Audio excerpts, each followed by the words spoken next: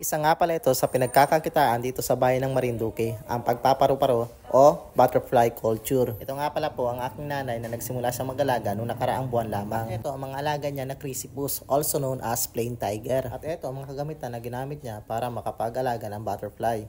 Ang kulambo, poste, at iba pa. Kuha ka lang ng tangkay na may mga dahon na sariwa at ilalagay mo sa looban ng kulambo at ayan, mangingitlog sila dyan ng pagkarami-rami. At pagkatapos yan, ay alisin mo na sila dyan upang palitan at antay mo lang pumisa at ayan, magsisimulan na silang lumaki.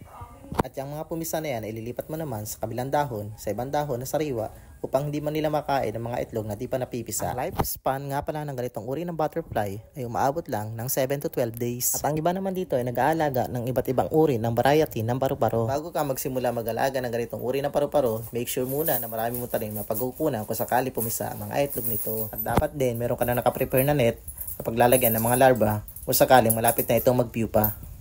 So hanggang dito na lang muna. See you on my next vlog.